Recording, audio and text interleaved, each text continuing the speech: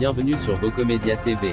Si vous aimez notre chaîne, n'oubliez pas de cliquer sur la cloche de notification et de vous abonner pour ne rien rater des dernières actualités. Quand Quotidien et Yann Barthès font sa fête à Éric Zemmour. Le 19 septembre 2021, l'émission Quotidien de Yann Barthès faisait un point sur l'avancement des élections présidentielles, notamment à travers une analyse de la situation d'Éric Zemmour. Un vendeur de livres. L'inénarrable émission et son présentateur qu'on ne présente plus, puisque l'OJM a déjà largement dit ce qu'il en pensait dans sa brochure, a jugé bon de faire un point sur le cas Zemmour. Pendant près de 2 minutes, le célèbre éditorialiste est présenté sans ambiguïté comme le troisième homme de l'élection à venir, puis est réduit en quelques secondes à un opportuniste ne cherchant qu'à faire vendre son dernier livre, faute d'orthographe sur un accent incluse.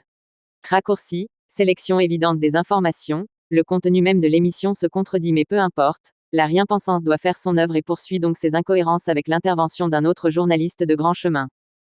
Recours à la Pravda, pardon à France Inter.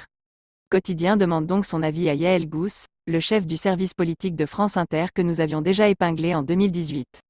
Celui-ci reproche à Éric Zemmour l'amateurisme de sa stratégie politique car il ose dire clairement ce que tout animal politique entraîné doit savoir dissimuler, sa stratégie.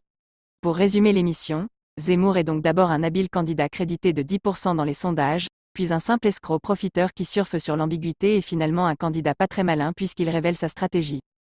La moquerie remplace le journalisme. Quotidien dévoile donc toutes ces choses et bien davantage dans son émission. Si votre cerveau a des difficultés à créer des connexions logiques entre toutes ces informations, ne soyez pas inquiet, vous êtes normal.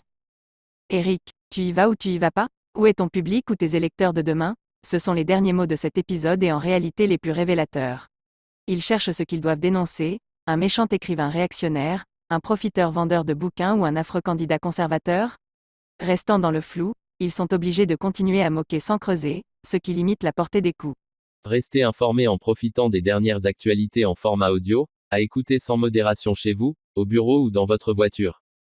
N'hésitez pas à partager cette vidéo avec vos proches ou à laisser des commentaires.